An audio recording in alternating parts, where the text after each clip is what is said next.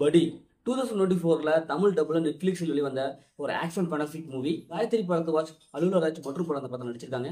இந்த படத்துடைய கதையை பார்த்தலாம். படத்துடைய ஹீரோயினி ஒரு பைலட்டாக இருப்பாங்க. இவங்க அவங்களோட லைஃப் அப்படியே ஜாலியாக போயிட்டு இருக்கும்.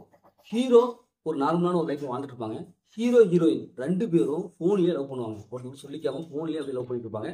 திடீர்னு பார்த்தா ஆர்கன் கும்பல் ஒன்று நம்ம ஹீரோயினை கடத்திட்டு போவாங்க. கடத்திட்டு போய் ஆர்கன்ல எடுத்து அப்படின்ட்டு ஏதோ பண்ணிடுவாங்க. இது ஹீரோவுக்கு தெரிஞ்சிடும்.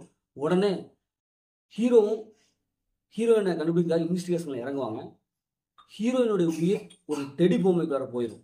அந்த டெடியும் நம்ம ஹீரோவும் சேர்ந்து எப்படி நம்ம ஹீரோயினை கண்டுபிடிக்கிறாங்க, இறுதியில் என்னாச்சு அப்படிங்கிறதா இந்த படத்துடைய ஒன்லைன். இல்லை டெடிங்கிற ஒரு படம் வந்தது, அது ஆரியா அவங்க நடிச்சிருப்பாங்க. அந்த படத்துடைய ரீமேக் தான். ஆனால் ஃபுல்லாக ரீமேக் பண்ணல.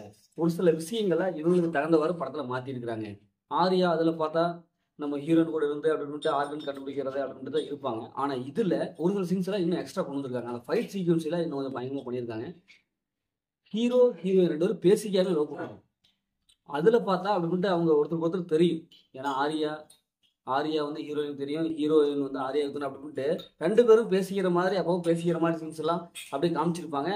இவங்க ஹீரோயின் செத்தாலும் ரெடி பொம்மைகளார போய் ஆரியாவோட பேசிக்கிட்டு அப்படியே இருப்பாங்க. ஆனால் இந்த படத்தில் அப்படி கிடையாது. ஏன்னா ஹீரோயின் ரெண்டு பேரும் ஒருத்தருக்கு பேசிக்காமே இருப்பாங்க. டெடி பொம்மை தான், டெடி பொம்மை ஹீரோ, இவங்க ரெண்டு பேரும் சேர்ந்து அப்படியே ஹீரோயின் இருக்கிற மாதிரி ஒரு சில சீன்ஸ் எல்லாம் கொண்டு வந்திருப்பாங்க.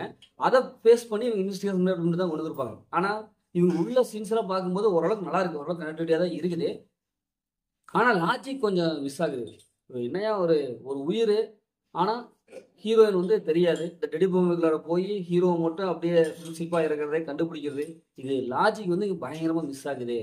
இன்னும் கொஞ்சம் லாஜிக்கோட எடுத்துருக்கலாம். அதே மாதிரி படத்தில் அந்த எமோஷனல் சீன்ஸ்லாம் ஓரளவு கனெக்டிவிட்டி ஆகுது. கிளைமேக்ஸ் வந்து இவங்க வித்தியாசமாக கையாண்டுருப்பாங்க.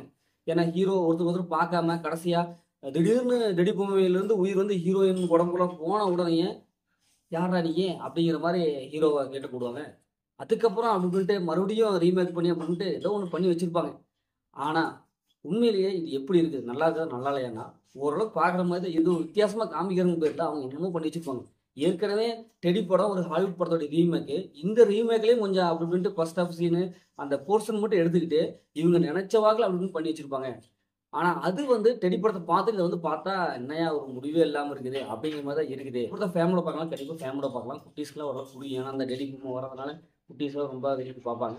முதல் படம் இப்படி சூப்பராக இருக்கும், சுமாராக இருக்குன்னா இந்த படம் ஒரு ஒன் டைம் அடிக்கும் தான் நான் சொல்கிறேன். ஓகே, இதே மாதிரி அடுத்த ஒரு பெரிய மூவியும் செஞ்சுருக்கோம். உங்களுக்கு